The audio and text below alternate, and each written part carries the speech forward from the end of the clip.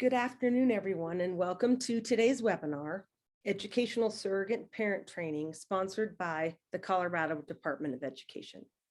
My name is Pam Christie at Peak Parent Center, and I will be monitoring the chat through the training. Shirley Swope, also from Peak, will be presenting. As a participant of this training, you will receive the book, Everyday Guide to Special Education Law by Randy Chapman. Please add your mailing address into the chat or email me at pchristy@peakparent.org. That's pchristy@peakparent.org. Before we get started, I'd like to go over a few items so you know how to participate in today's event. You will be muted for most of the presentation. Please use the chat to ask questions, and closed captioning is available at the bottom of your screen. You will receive a webinar evaluation after this presentation. We would appreciate if you would just take a minute or two to complete that and provide your feedback as we strive to improve Peak services. It's my pleasure to introduce Shirley, who will take it from here.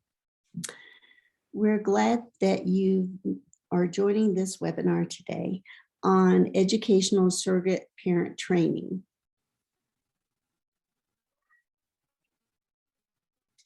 I'm Shirley Swope, parent advisor at Peak Parent Center, and I am also a surrogate educational parent and have been in the past for children who need that information.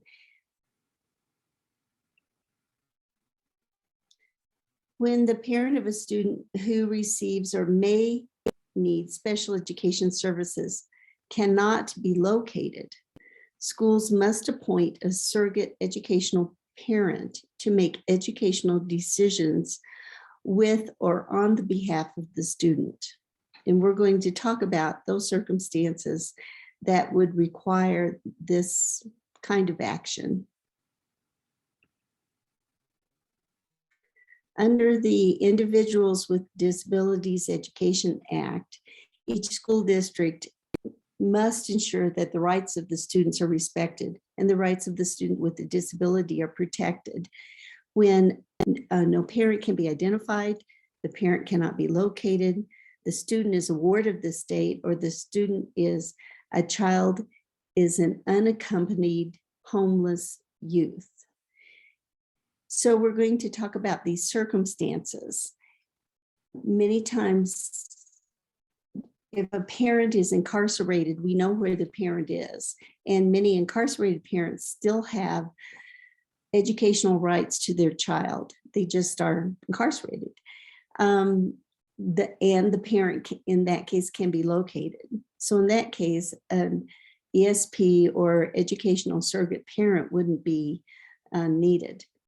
If the student is the ward of the state, generally that's when a student or a child has been removed from the home due to neglect or abuse and is in a foster home or is in a residential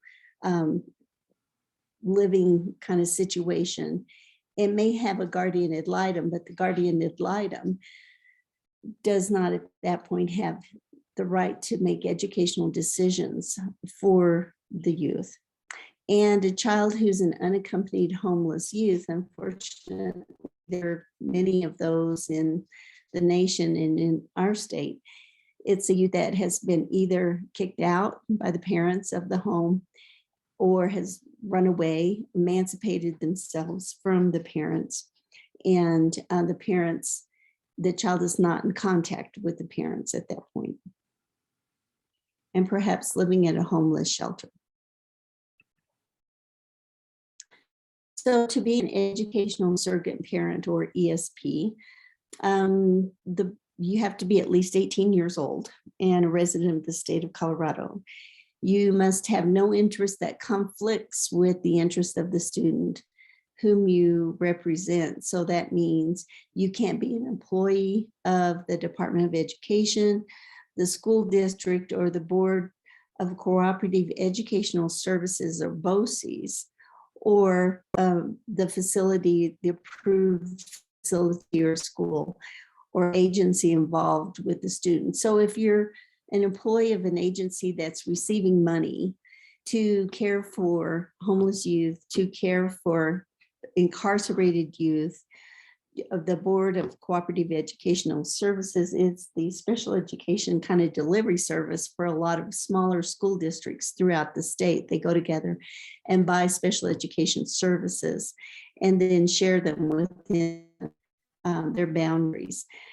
You can be a teacher. You just can't be that child's teacher. You can't be that child's teacher or a teacher in the school district in which that child is attending, but you still can be a school teacher. And you need to have knowledge and the skills to adequately represent the student in the special education process. If you're a regular parent who has a child who enters special education services, needs special education services, you don't have to have extra knowledge or skills. And hopefully that knowledge and those skills will build as you go through the process with your child. But the entering point, you're not required to know anything about special education. As an ESP, you are.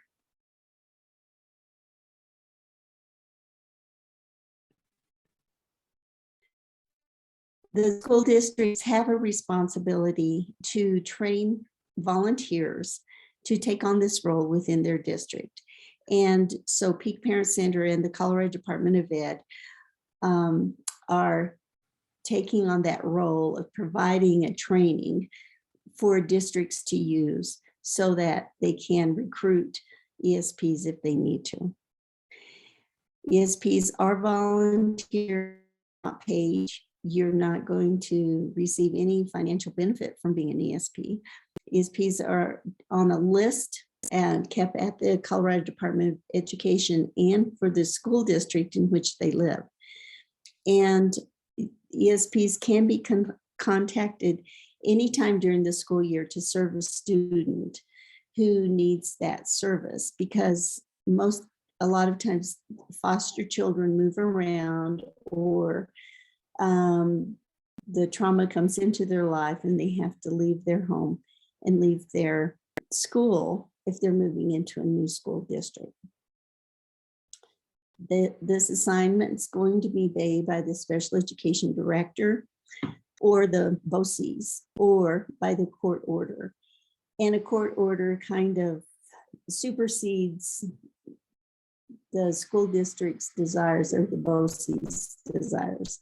The judge may come down and say, I want the educational surrogate parent to be the guardian ad litem, or this person over here, and that supersedes the school district's desires or the BOCES' desires.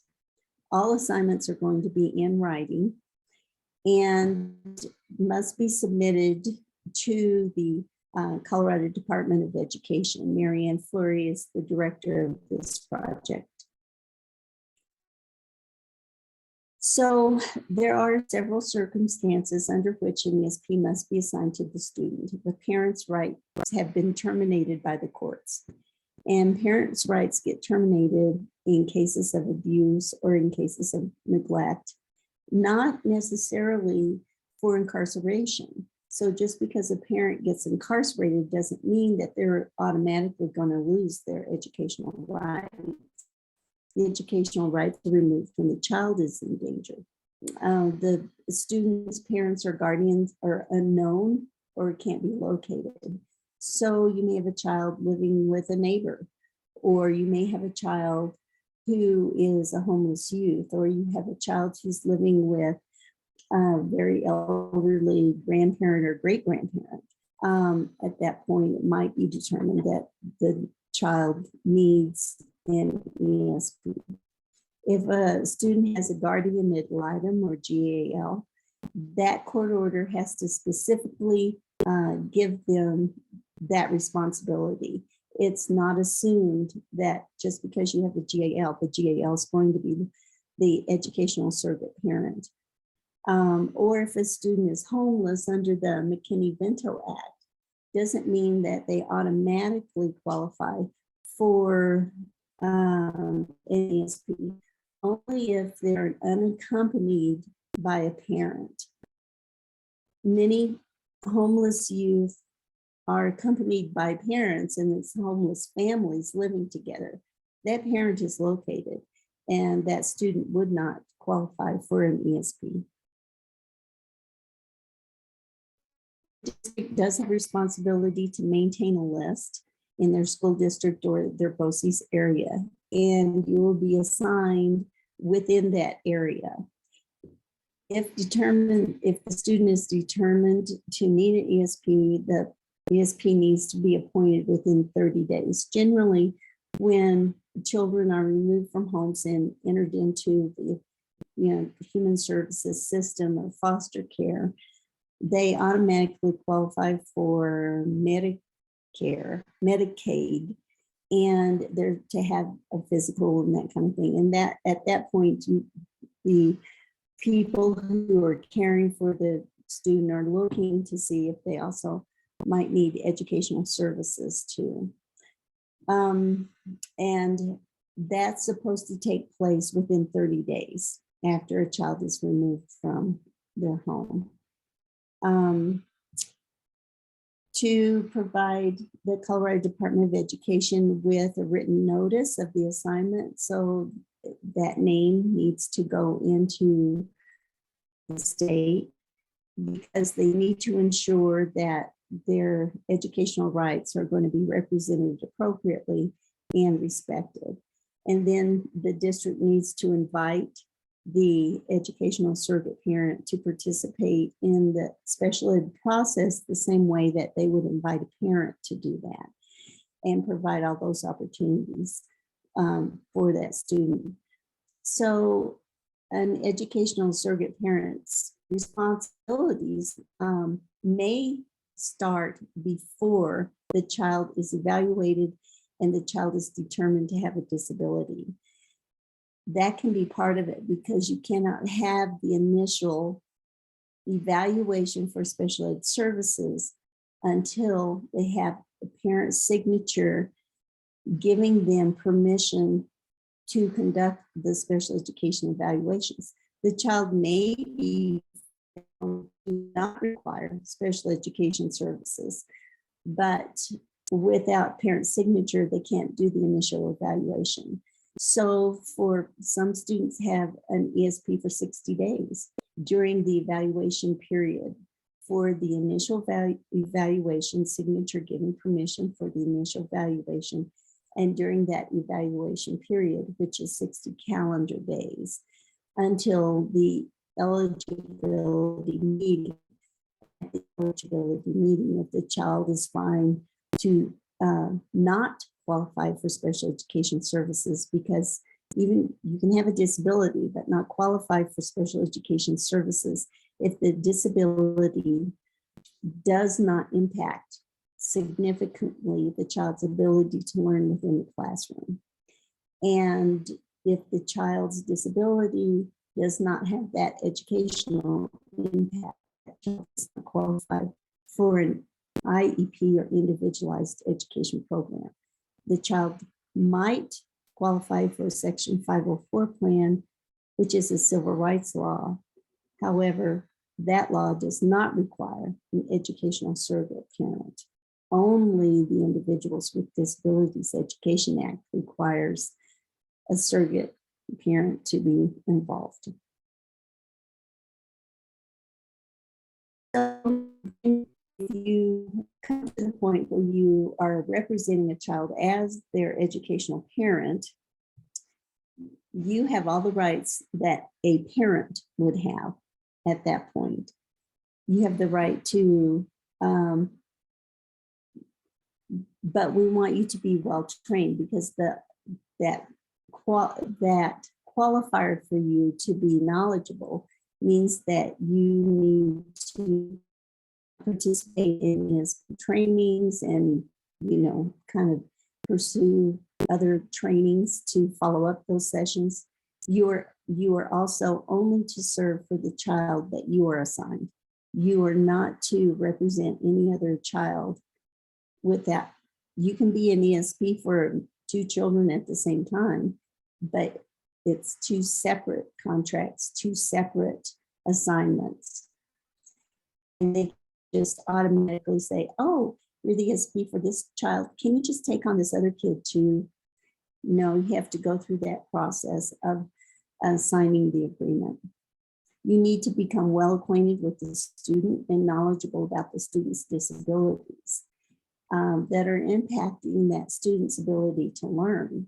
So the school district has a responsibility to provide you with time and a place for you to get to know the student.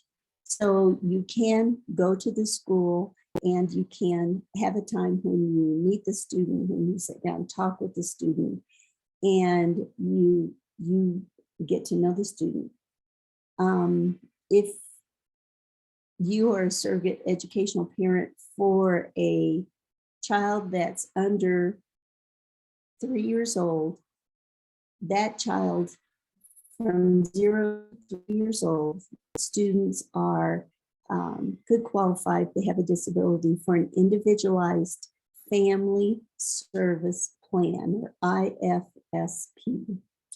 And in that case, you have the opportunity to go to the student's foster home to get to know the child, to talk with the foster parents, to play with the child, to learn about the child's disability.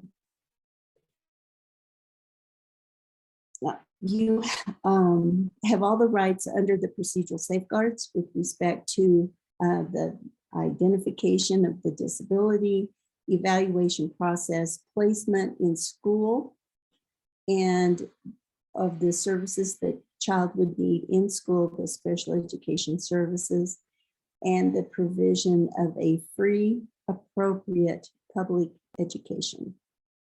You get to participate in the special education process as a parent, including attending all IEP meetings, attending the IEP meetings, getting the progress reports, report cards, getting the progress reports on IEP goals, talking with the teachers, ensuring that that child is progressing in their placement. You need to comply with all confidentiality laws under FERPA, and you need to be very respectful for this child's confidentiality and not talk about this child to people who do not need to know about this child. You can grant or deny permission for that initial evaluation or assessment and or placement. So those are the rights of a parent, and you are serving in that capacity, making sure that what the school is proposing really makes sense for this kid, and that we're doing the best job we can to protect his educational rights. You can initiate a due process option such as mediation, due process, or state complaint. You can also ask for a facilitated IEP meeting in Colorado, which is an alternative to dispute resolution. But it's just a good idea to have someone there who conducts the meeting, a facilitator who conducts the IEP meeting, but who is neutral. And I think for educational surrogate parents, it just would kind of make sense to have a third party there to help with this process. And you are to act in good faith on behalf of the student and the student's rights. This is about a child who has experienced trauma. There's no getting around the trauma of being separated from your parents or being placed in the system of foster care or residential placement. So we just really need to be respectful, and we need to be sincere in our good faith that we're looking out for this student as best we can. The length of the assignment is as long as it's needed. And for some students, it could be until they graduate. And you can graduate from high school with a general education diploma, and then your job's over. Or the student is no longer eligible for receiving special education services. So some students graduate out of their IEP. Either they have an IEP for emotional disability, or they have an IEP for learning disability, or something like that. They may graduate out of it, or kind of become, the services are no longer needed. Then your job would be over.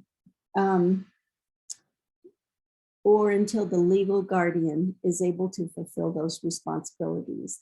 Foster parents can act as educational parents, but some foster parents choose not to at the beginning, or if they're just in a foster care placement without the intent of adoption, they may not want to have that responsibility in educational parent, surrogate parent.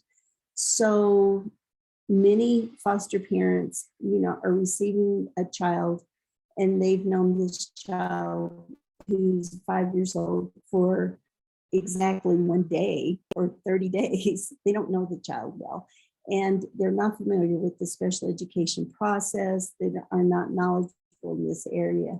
They don't feel comfortable taking on that responsibility.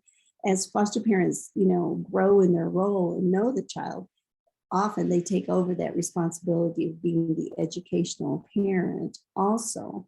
And with foster adopt parents, they want to take over that responsibility as soon as they can, but many of them want a surrogate educational parent at the beginning so that they are ensuring that their child is getting the services that they need.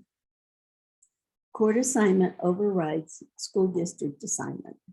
So the judge may say, I want the GAL to be the surrogate educational parent, and I'm assigning the GAL to that role at this time. Or the courts may say, I want the district attorney to be the guardian, educational guardian. So it depends on the courts, but often the courts will let the school districts choose who they want to take on that role. Or until the ESP resigns. And if you resign, we ask that you give notification at least 15 days in advance so that another educational surrogate parent could be appointed in that role. So ESPs are assigned when a student has a disability or is suspected of having educational disability. It's important to know the special ed process in order to represent the student, because there are some students who might look like they need special education services when in fact they learn just fine. They just haven't had a consistent education. They've moved around a lot. They haven't been in school much. School hasn't been important, so they haven't been taught. Just because a student hasn't been taught and is below grade level because they haven't been taught does not qualify them for special education. So there's a fine line there. Individuals, the Individuals with Disabilities Education Act is a federal law. Every state has a special education law. IDEA is the federal special education law. A state can be stronger than the federal law, but the state's law cannot be weaker than the federal law. IDEA is the bottom rung. You can build up from there. So Colorado's special education law is the Exceptional Children's Education Act, and it aligns with IDEA for the most part. It aligns. We have a little bit stronger when it comes to transition. Our age limit's a little lower It's not 16 years old. It's a freshman in high school or the IEP in which the student turns 15. There are 14 separate disability categories and criteria used to qualify students for each of the categories.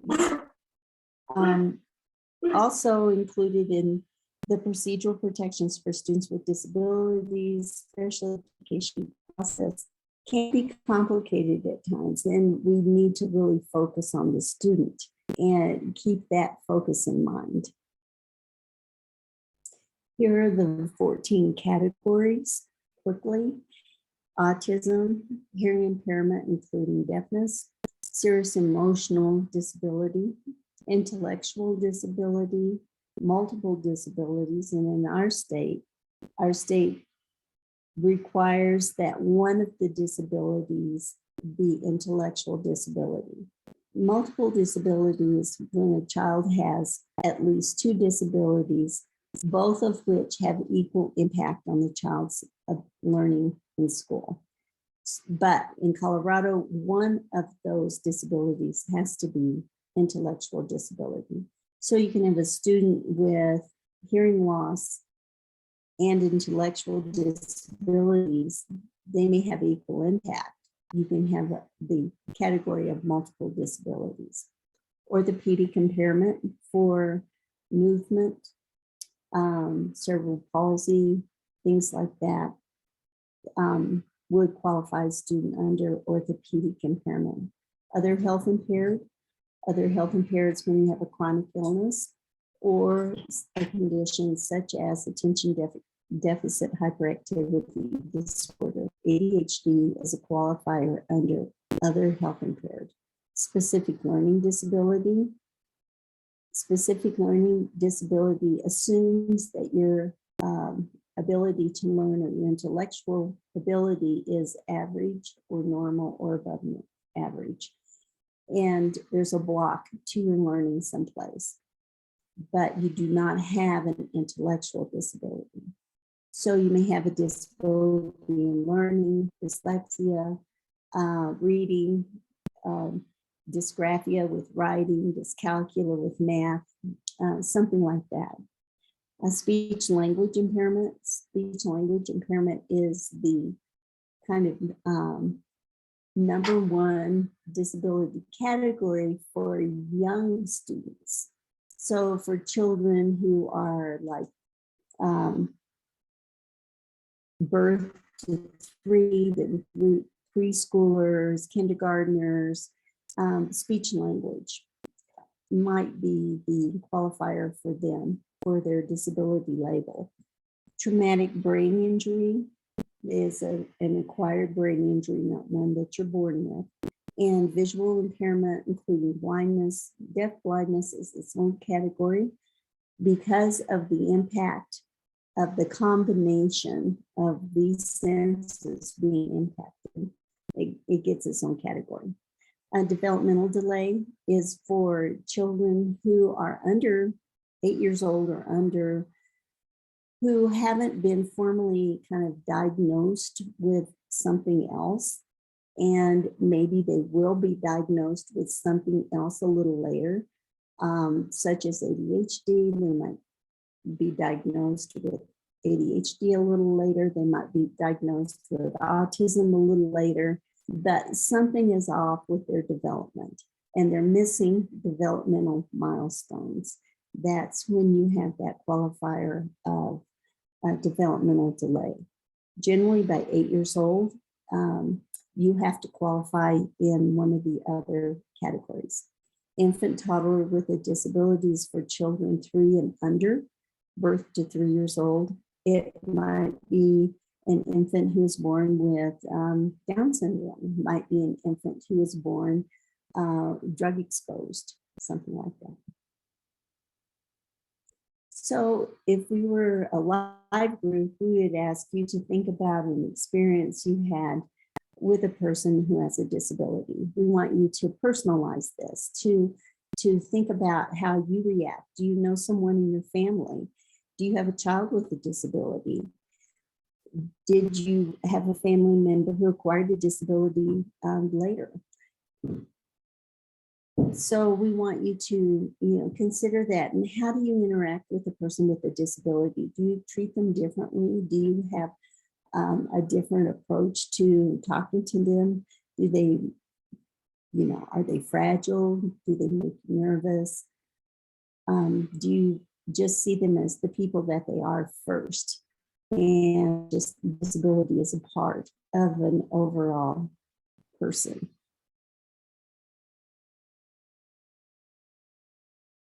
Disability categories are only a way to ensure that a student gets in the door to special education services.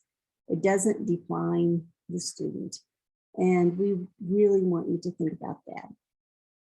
I have a son who experiences a hearing loss. I don't have a deaf son. I don't have a hard of hearing son. I have a son. He happens to wear hearing aids. He happens to have a hearing loss. He's also a cartographer. He's a computer programmer. He's a dad. He's a son. He's an uncle. He's a brother.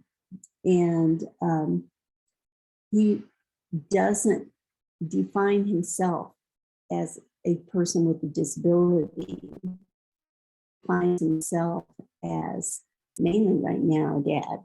And he defines himself as a science professional. So when we think about disability, it's just one aspect of the overall student. And the services that are brought to the student need to be unique to the student's needs. The law says the words, you have to address the unique and individual needs of the student. So we have to find out what those unique and individual needs are. People are really a lot more alike when they're different, and we want you to recognize that with the people that are in these hard situations, and value and recognize the person first. A child is not defined by his parents. A child is not defined by his home circumstance or the circumstance that got him to this situation right now. He needs to be defined on his potential, on who he can be and who she can be. And we need to recognize that and work towards recognizing that. That's why it's really important to use people first language. And it also helps the Iep team stay focused on the child. So use the child's name. Susan is really looking forward to high school. Susan to college when she graduates. Susan needs help in learning how to read.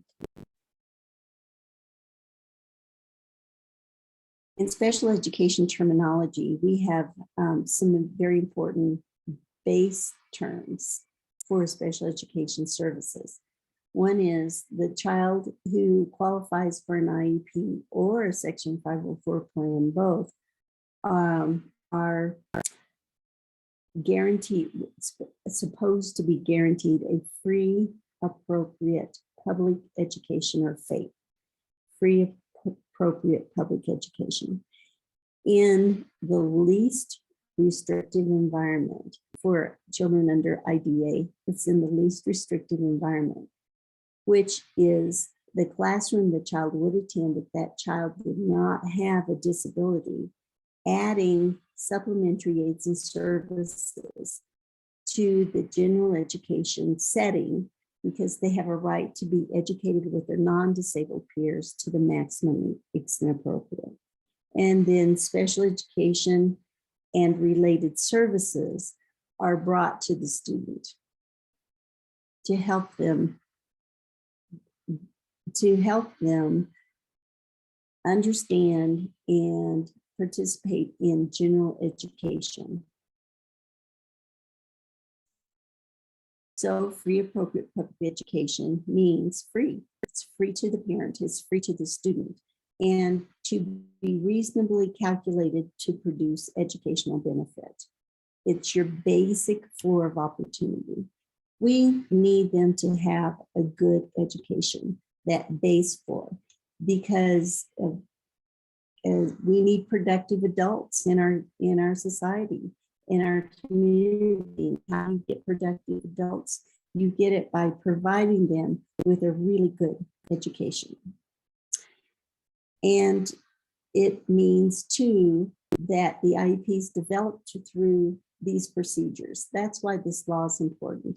It's important to kind of give us that timeline and give us that base or give us that roadmap so that we can follow it, so that students can get the help they need and the basic special education and related services that they need so that they can be productive adults.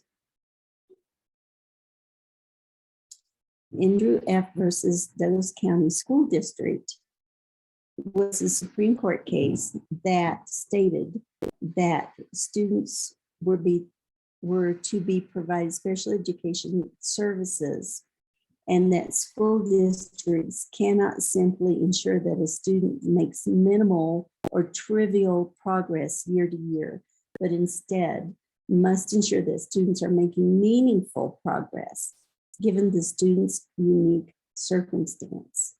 So schools are not a babysitting service. Schools are there to educate students meaningfully in light of their circumstance, in light of their disability.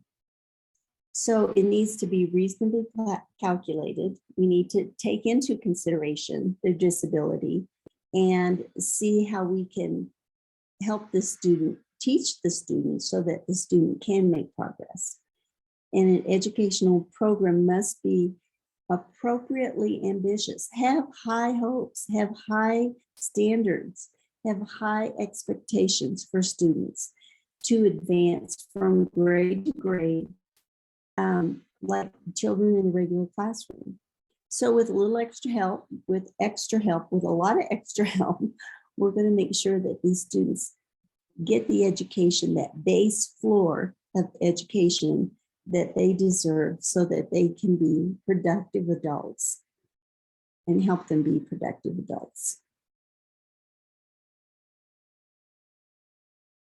What is special education?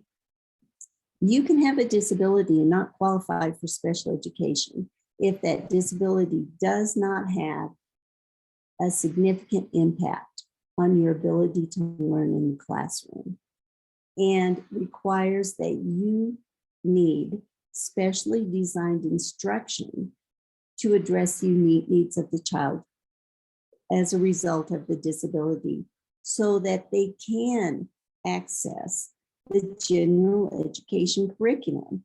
General education, schools are there to educate students, and they're there to educate them as appropriately as they can in this free, appropriate public education in the general education curriculum so that later on they can grow up and, become productive adults. And it means we're adapting the content. We're going to teach them the way they learn, the methodology, and we're going to deliver the instruction to address the unique needs of the student resulting from the disability and to ensure access to general education curriculum so the student can meet the standards that are applied to all students. Special education does not mean special education room for everybody. It means adapting. It means teaching in a different way. It means ensuring that you get access, you have Down syndrome, you get access to science just like all the other kids. We're going to adapt it a little bit so that you can really understand it, but we're going to help you participate and we're going to help you learn.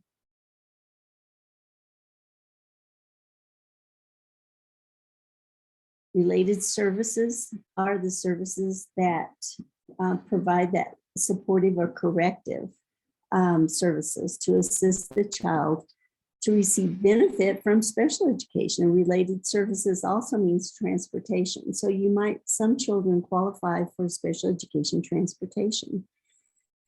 Even in school districts that don't have transportation for other kids, they still have to provide, if a student requires it, transportation for a student who has an IEP. It could be a student who uses a wheelchair. It could be a student who is a flight risk. So we have a student with autism who is a runner or likes to elope, or a child with ADHD who is very impulsive and you can't trust them to stand at the bus stop with the other children. So you have to qualify, just like you would qualify for speech therapy, you have to qualify for transportation.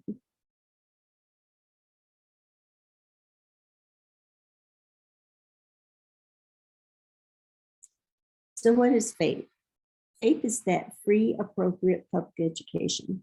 When we look at the education services that our school districts are required to, provide, the core is general education curriculum. That's our core.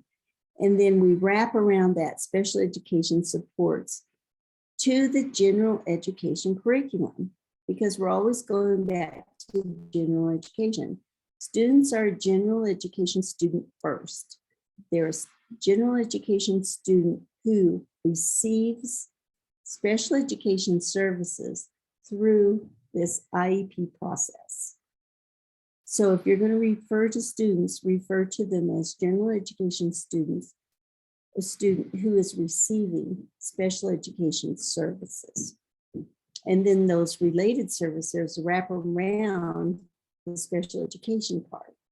So if you have a student with who is a visually impaired student or blind, then that student's going to, as a related service, maybe be receiving lessons in how to read Braille, how to type Braille, mobility services, how to maneuver around the school, how to maneuver around the community.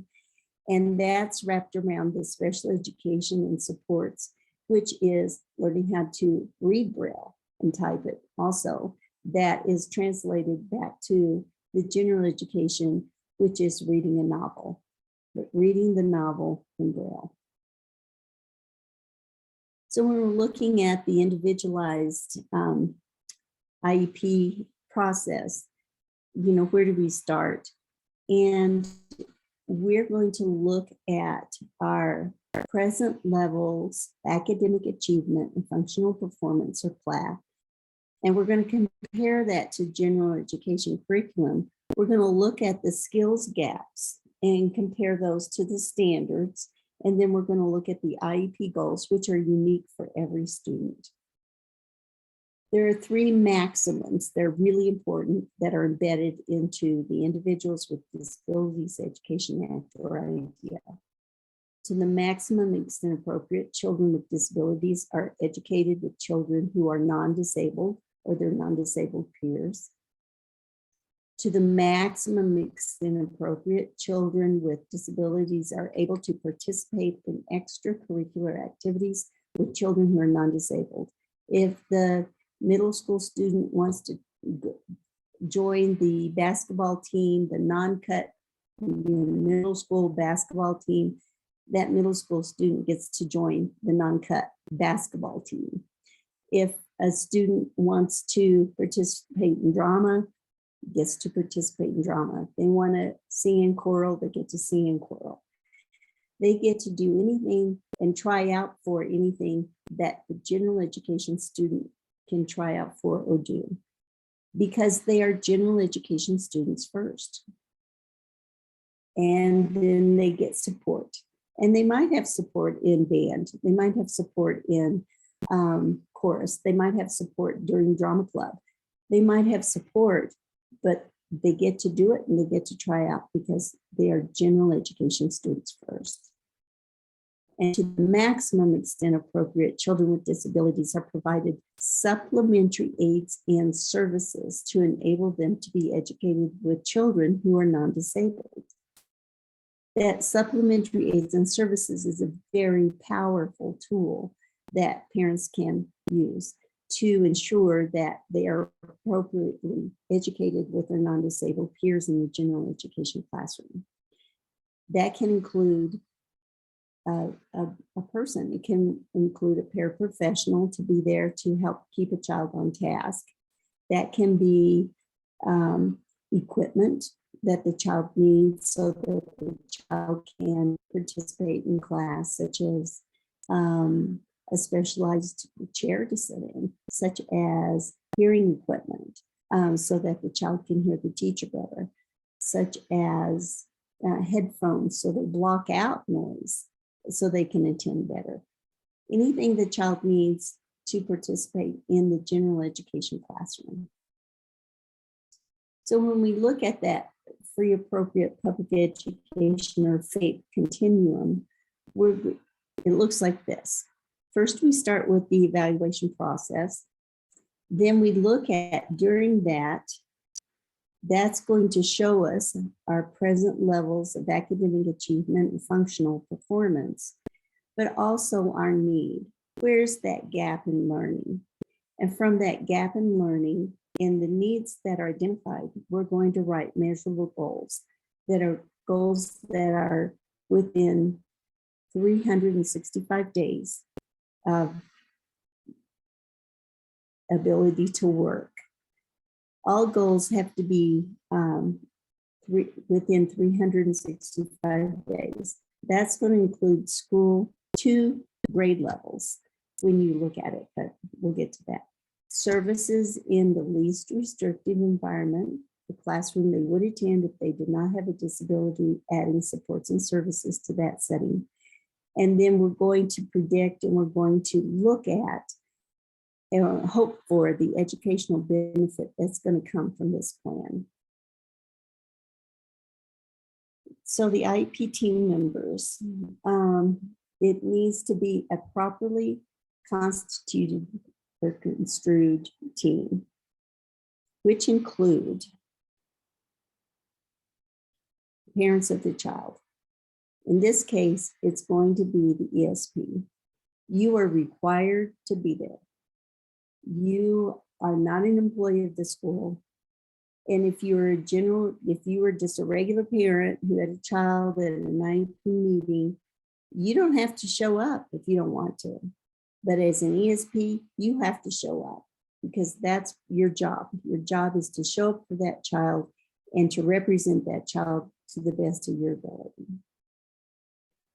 Not less than one regular education teacher of the child if the child is or may be participating in regular education environment. We hope all children, 99% of children, are participating in regular education environment somehow.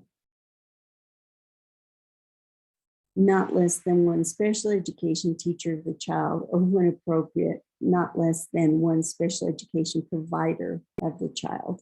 So sometimes with little preschoolers, it would be the speech language therapist because she would be the special ed quote teacher / provider. And, or she would take kind of that place. Otherwise, it's like you need the special education teacher there if you're going to be elementary school or on up, unless it's speech therapy. And sometimes you just need the speech therapist there. Representative of the public agency, which is somebody from the school district. You need somebody from the district or that's appointed to say, I have authority to commit district resources for this child if we need district resources for this child. The ultimate authority of that is the special education director, but the special ed director has many schools and many responsibilities. And so they normally appoint someone to represent them, such as the school psychologist or someone like that. And you can ask, how much authority do you have to commit district funds or district resources? They should have authority to do that because that's their job. They need to be the person that represents the district. And an individual who can interpret the instructions, implications of the evaluation results. Someone who can interpret the test results.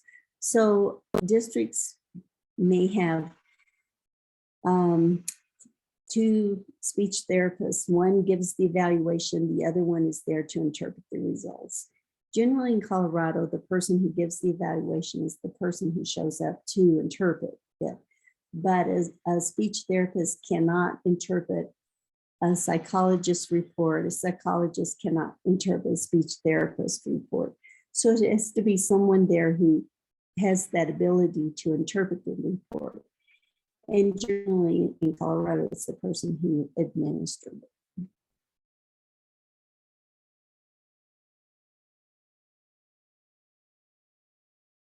So the mandatory members are 4 chairs, not 5, but in our case it's 5, because the parents are not employees of the district cannot mandate that they be there. As a ESP, you are mandated to be there. And they must be filled for the whole meeting. Only more than one person can fill the chair.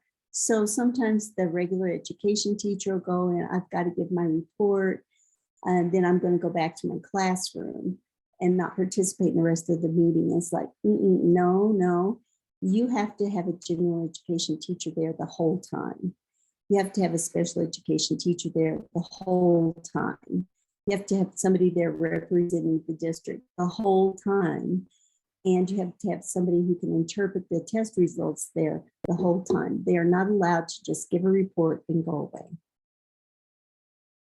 The only exception might be for preschoolers, because sometimes a preschool teacher is the general education teacher.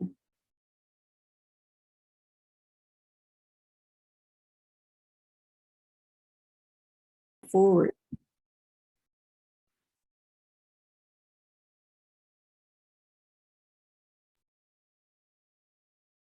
Thanks everyone for coming back for the second part after our break. So Shirley, take it from here. Okay. We're talking about the opportunity to participate as a parent, because as in ESP, parents are equal participants in the team process. Any parent is an equal participant in the team process. You're team members, and you're the protector of the students' rights under IDEA.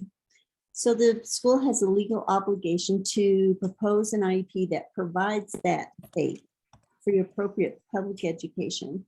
And parents have a right to object to the school's proposal. So they may say, oh, you have a foster boy who is 10. I bet he's going to be, disruptive. So why don't we put him in the ED classroom at the other school on the other side of town? You can go, no, I oppose that. I object to that. We need to try the classroom he would attend if he did not have a disability, adding supplementary aids and services to that setting before we go to a more restricted setting.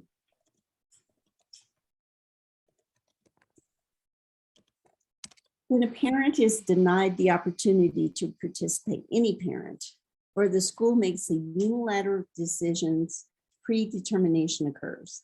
And predetermination is not a team decision, it's a school district decision. And that is illegal, basically. So sometimes when schools are seeing that a student is coming in who they don't know, but coming from like a disruptive past, they may predetermine the best placement is going to be someplace else. So just be really mindful of that and careful that that does not happen. So in the special education process, this is what the process looks like. First, you have referral, then you have evaluation. Then from the evaluation, you determine eligibility. The child is found eligible. You develop an IEP. Then you have the student in the school and the parents participate in that process. Then you look at implementation and provisions of services. And did it happen? After we decided this was going to happen, did it really happen? We review it, we see how productive it was and how helpful it was, and then we can have a reevaluation process if we need it. So it's kind of a cycle that goes around to have this whole process. It's a living, breathing thing. It's not just one meeting that's a piece of paper that everybody signs and agrees on. It is a plan. It's a roadmap. This is what we're going to do. We're going to evaluate an eligibility. We're going to develop the IEP. We're going to implement it. We're going to progress monitor it to make sure that what we're doing is working. And if we need to change something, we're going to review it at least every 365 days. It can be sooner. It can be more often. And then we're going to start over again. We're going to do the cycle again until the child doesn't need that process anymore.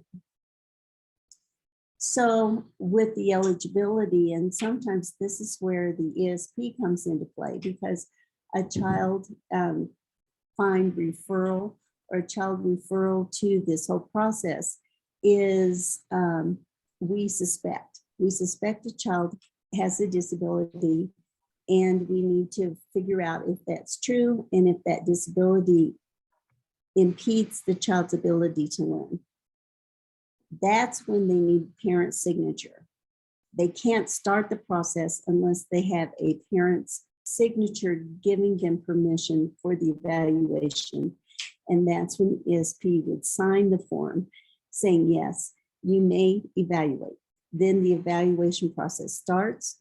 The evaluators for children under 0 to 3, they have 45 days. Children 3 to 21, they have 60 calendar days to complete the evaluation. Then at the end of those evaluation processes, we're going to determine, is the child eligible? Does the child meet the criteria of having a disability that impedes learning? And if the answer is yes, then we start the IEP process. So without a clear understanding of the student's educational needs, it's impossible to determine what services we need to bring him to him so that he can have faith. So it means educational needs means academic. How can I read and write? Functional. How do I organize myself? How do I get things started? How do I complete things once I start them? How do I decide what's important? How do I attend and pay attention to things? Social, how do I interact with others? How do they interact with me? Am I as mature as other students my age and in grade level? Or is there a need there that we should address? And behavioral, can I adequately function in the classroom with the same kind of behaviors that the other students have in the classroom? Am I very, very anxious? Does it make me really scared in the classroom? As a little kid, do I want to crawl under the table and stay there? Do I get angry really quickly? Am I not tolerant of noise or other people being near me or touching me?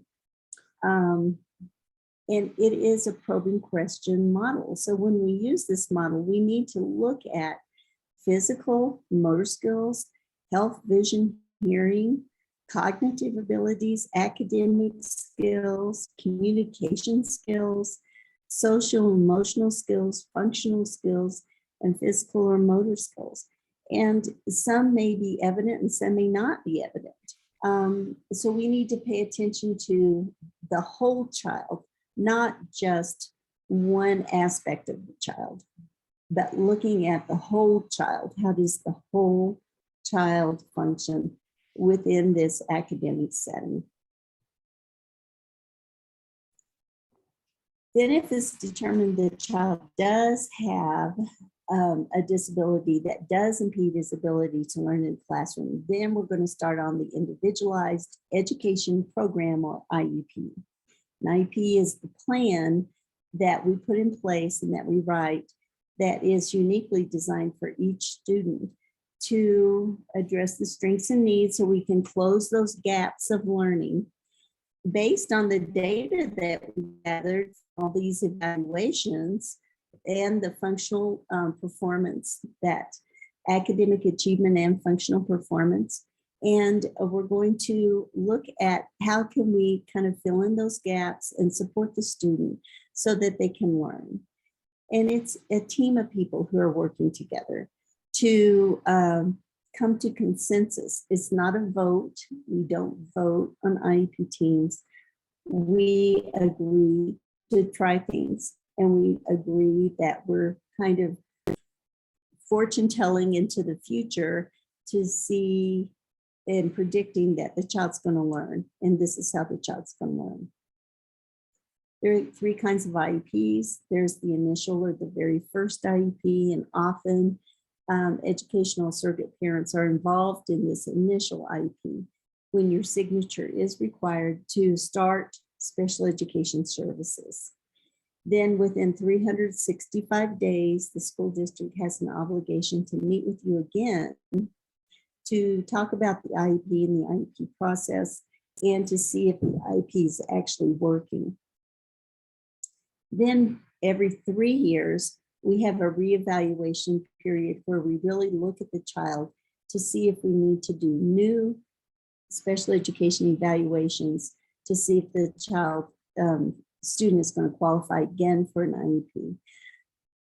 There are some disability qualifiers that are going to guarantee that the child's going to qualify for an IEP. However, a 3-year-old is not a 6-year-old, a 6-year-old is not a 9-year-old, a 9-year-old is not a 12-year-old. So these reevaluations, even for students who we know are going to qualify for an IEP, but we might need to do some reevaluations to get a new present levels of academic achievement and functional performance so we can move forward in a real productive way for their age level and for their grade level. So the basic steps of the IEP process is eligibility. Do I qualify for an IEP? And we're going to determine that through the evaluation process, looking at those present levels of academic achievement and functional performance. We're going to identify the student's learning needs. And then based on that and the information that we gathered, we're going to write annual goals. Short-term objectives are not required in Colorado, except for students who take alternative evaluation, alternative assessments. And that's a very, very small percentage of students in Colorado. Only those with the most significant intellectual disabilities. Then we're going to plan for a delivery of support system. Who's going to do what, when, and where? How are we going to provide that special education instruction? How are we going to provide the accommodations or the modifications that the student needs? How are we going to provide that extra support, maybe through paraprofessional services? That's our plan of delivery of supports and services. Then placement in the least restrictive environment. What is going to be the least restrictive environment for this student?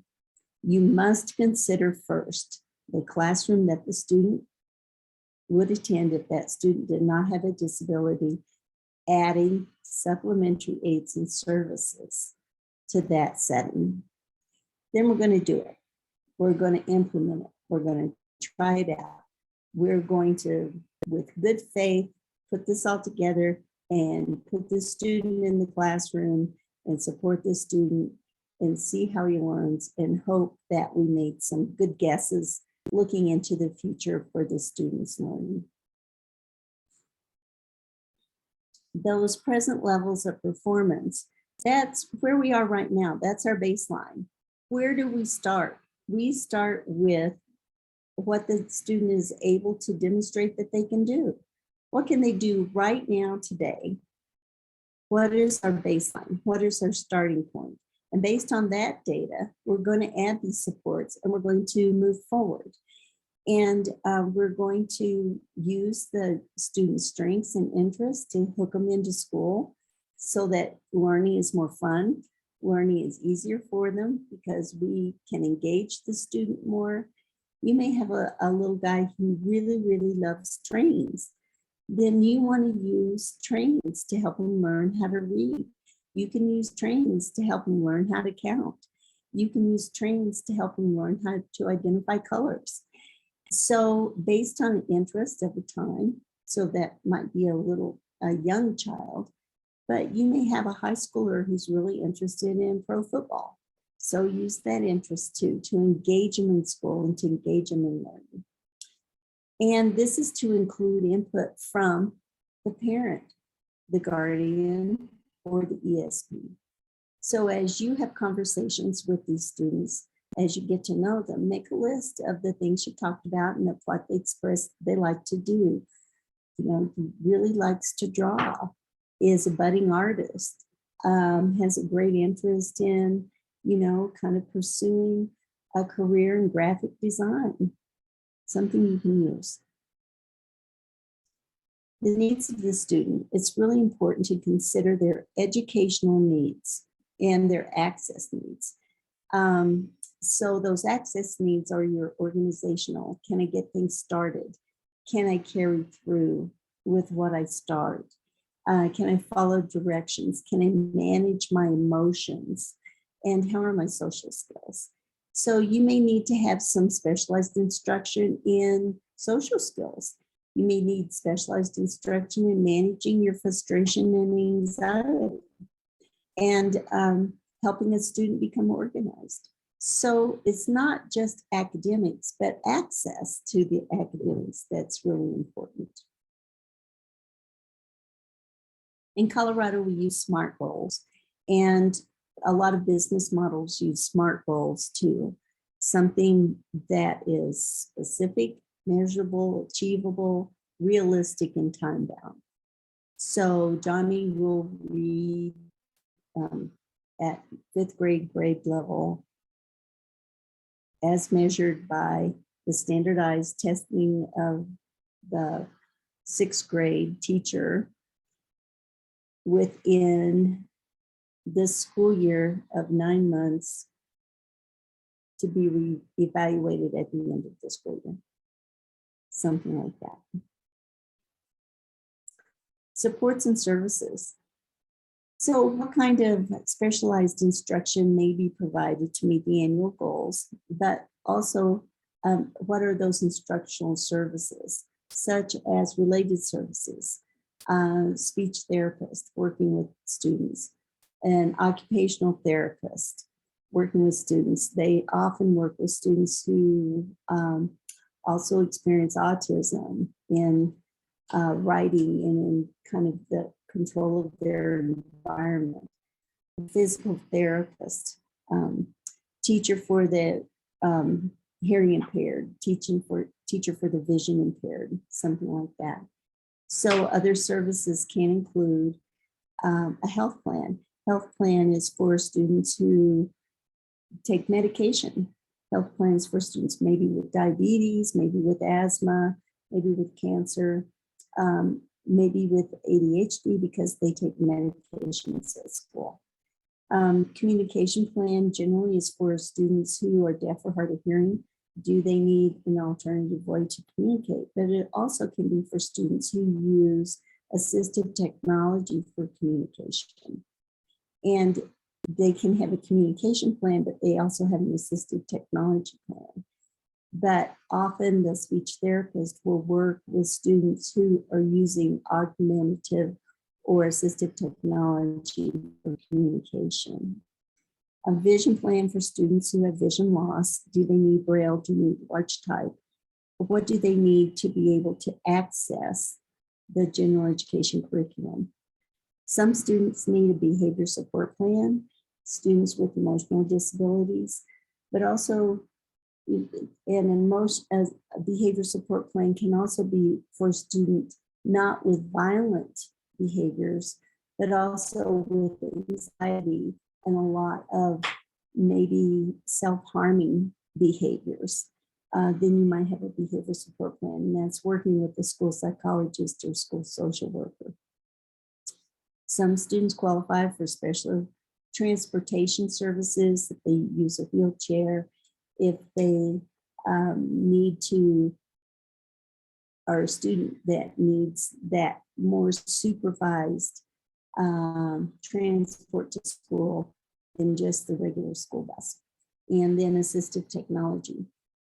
In the past, not that many years ago, assistive technology often included computers and laptops and iPads and things like that.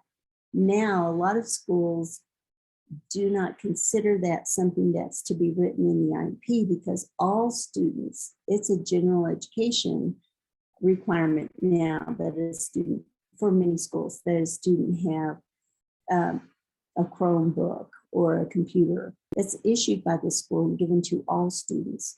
So that wouldn't be listed in the IEP, except some students need different programs or they need instruction given to them to access their programs for communication or their different programs that they need specifically for their learning, then it would be listed in the IEP. After a student's needs have been identified, the goals written, the services determined, after we look at all that, then we're looking at placement. Placement is not a place or location. It is a description of the services that are going to be brought to that student to help them with general education curriculum. So you might have a school in the district that has a program for students with autism. It doesn't mean that when you have a foster kid or you have you're serving as an ESP for a child with autism, and the district wants them to go to that school because they have this program for autism. You go and look at it, it might look okay. The place you start is the classroom that child would attend if that child attended that school. So if it's a second grader, look at the second grade classroom. How we bring supports and services into the second grade classroom. Sometimes these programs are there to support kids in general education, in the general education classroom. They just have kind of put a lot of supports into one school so that one school is better able to or has more expertise in supporting students with autism within the general ed classroom. It doesn't mean that they're going to be in a separate classroom strictly for students with autism. So that's a placement. A placement might be, and you might say, no, that this school is, although it's got this program, is too far away from the foster parent and the elementary right across the street from where he's living right now needs to be the place where he receives the services he needs. So you can, discuss that with the district and it might work out that way. Sometimes the district wins, sometimes the parents win. So the least restrictive environment services and supports to access general education curriculum as much as possible. Schools are there to teach, and they're there to teach their general education curriculum. Students are there to learn it. They're not there to be babysat. They're there to learn educational curriculum. And you get that exposure to what all students are learning. That's important. And removal from the classroom should be only when it's absolutely necessary, considering what the student will be leaving when they leave the classroom.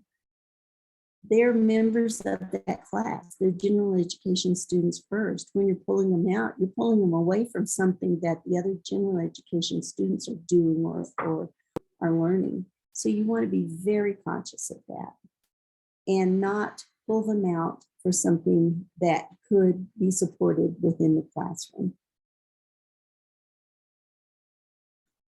When you make progress towards the IEP goals, you are to get a notification. You're to get a report on the progress specifically towards the IEP goal. And this report is to be given to you as often as the student gets a report card. And if progress is not being made because we're guessing that here's what we're going to do, and we're guessing that we're going to make progress, and we're guessing that this what we're going to do is going to work. If it's not, it's time to have another meeting because you need to make changes. And that's the progress. That is the purpose of the progress reports, not just to tell you we're making progress, but yeah, we're making enough progress and it's working. And so we can keep going down this path. If it's not, let's stop. Let's recalibrate here and let's get something that does work so that we can move forward in a really positive way. It's always okay to ask questions and to seek clarification. And as a team member who does not live with the student, but only is associated with the student through this educational process, it really is important that you ask questions and get some clarification so you can stay in the loop with this child's learning. When it comes to discipline of students with disabilities, they do sort of have an extra layer of protection from being considered for disciplinary action. You can't just expel a student from school who has an IEP. You really have to look at some other factors, such as a student can be suspended for up to 10 days during the school year. It may be 2 days in September, 4 days in November, and 2 days in May. That's 10 days. So well, my math is off, but put on a couple of more days there. When you reach 10 days, then the 10-day rule kicks into effect. And that means that we have to look at, did the disability have a role in the cause of the students being suspended from school? Was it a manifestation of the disability? So we're going to have a meeting to see if it was a manifestation determination process. So we're going to have a meeting to see, did the disability play a big role? Is this kind of a symptom of the disability that made this happen? You have a child who's very impulsive, has ADHD, and got himself in trouble because of impulsivity. The principal pulls him aside and says, you know what you did was wrong. Yeah, I know, I'm sorry. And the principal can say, well, he knew it was the wrong thing to do. He has ADHD. Was he impulsive at the time? Even though later he knows there was one thing to do, was it the impulse that got him in trouble? Then that would be a manifestation of the disability at that point. Your role as the educational surrogate parent is to really ask those hard questions during this time and to make sure that students are being protected as determined under the law. You have a right to procedural safeguards, and you should have a booklet from the Colorado Department of Ed and read it. Read the booklet, become familiar with it. It's online. You can go online and just search for parent and child rights, procedural safeguards. You'll come up with a link. Read that link. And but the school should give you a copy when you have your first encounter with the school for this child. You have the opportunity to examine records, so you can look at all the educational records that the school district has. They may not have many at the time, but you have a right to examine them.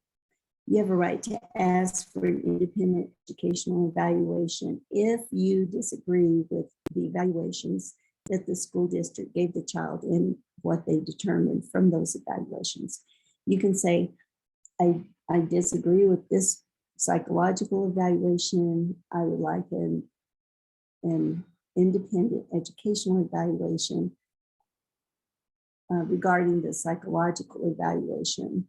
And you have the right to a second opinion. You are to be given the prior written notice, or PWN, prior written notice.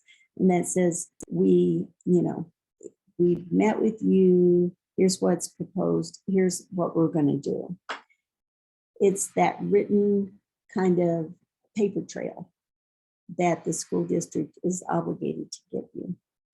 You get the procedural safeguard notice, which is a small booklet. You have the right to look at electronic mail if it has, if it concerns the child that you're representing. You have a right to request mediation if you feel that's appropriate. You have a right to file a state complaint if you feel that's appropriate or needed. You have a right to due process complaints, such as a due process hearing. All of procedural safeguards is kind of your due process umbrella. This is the rights you have to address problems. And civil actions, you may want to file an Office of Civil Rights complaint. You have the right to do that. Transfer of parental rights at the age of majority, or age 21. This is for students with IEPs. In Colorado, the age of majority for any student who is just a person is 18. So most students graduate at 18. And if you have a student who graduates with an IEP, but graduates with a general education diploma at 18, your job is over because the IEP is over. This is kind of a gray area because there's an age of majority of 18, but with some students who require a continued kind of guardianship, the age of majority is 21. So at that point, you would have a discussion with the child's team, not just the educational team, but also their foster care team. And then you have a right to be involved if a student is involved with student discipline procedures. Then when more assistance is needed, ask for a facilitation by an impartial facilitator. It is powerful and it is a good idea. Marianne Fleury is in charge of both of these projects, but it just makes kind of sense that an ESP could ask for, and it would be beneficial to ask for a facilitated IEP because it puts another person in there who can really who knows the IEP process, keeps people on track, and make sure that they follow the agenda. It's just a good idea to have that extra layer of protection for for the student. And the purpose of the facilitation is to maintain open communication among all the members. So as the outsider and the volunteer ESP person, I think it's a good idea to have somebody there to help kind of direct and to help maintain civil conversation with active listening skills. And it gives you a chance to be open to asking more questions. It helps the IEP team develop those questions that might need to be asked and to stay on task and on time. Always looking at the needs of the child and to assist in understanding some of the terminology, but also through consensus making, make the decision. IEP teams do not vote. They come to consensus. They come to an agreement that we're going to try things. Facilitation is not advocating for one person or the child. The facilitator is there for the process of the IEP team meeting. The facilitator is not a mediator and does not do mediated agreements. It's not a due process, and it's not a third party saying someone wins and someone loses. It's voluntary. So you receive, as an ESP, you can request a facilitated IEP. And you do that through going to the Department of Education's website and filling out a form. It's very easy to do. Both parties need to agree to it. And I think both parties would be very congenial to agreeing to a facilitated meeting at this point, because you're not in contention. You just, it's the process that needs to be kind of helped along, I guess you could say. And then a facilitator is assigned, someone who's trained and someone who lives in your area. And they contact both the school and they would contact you as the ESP to help develop an agenda and before the meeting. And then at the meeting, you sign, yes, we agree to this. And then they move forward with that.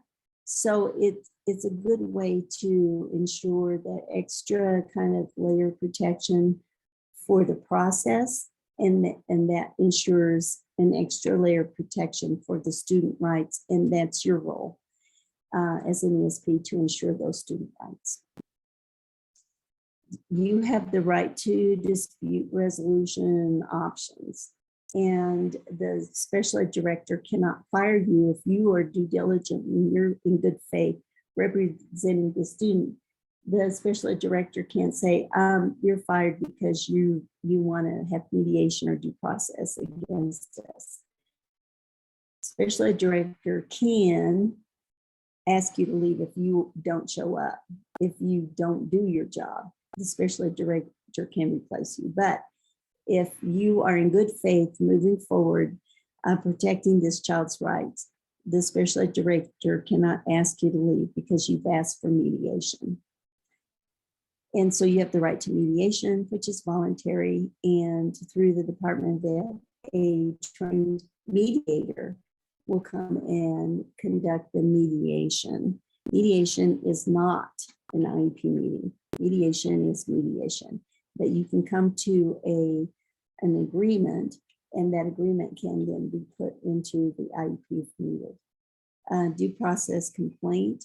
The hearing is when an administrative law judge will conduct the hearing, and then the administrative law judge, based on evidence presented by both the parent and the school district, makes an educational decision. State complaint is a written process. You submit a written complaint to the state complaints officer at the Colorado Department of Ed. The state complaint officer conducts an investigation and interviews, and then the state complaint officer makes a decision.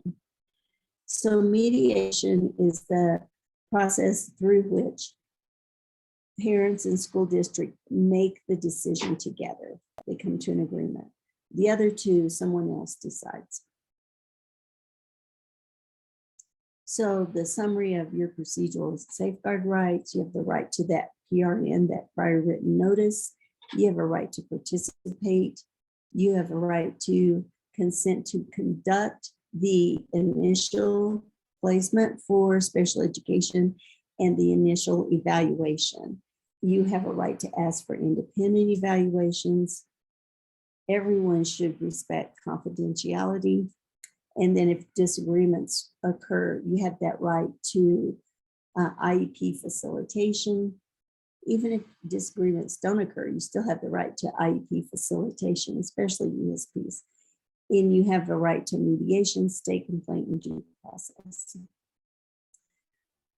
And if you have questions, and we thank you for watching, but if you have questions, please contact your special ed director, Marianne Fleury, who is in charge of both the educational surrogate parent program and the facilitated IEP contract.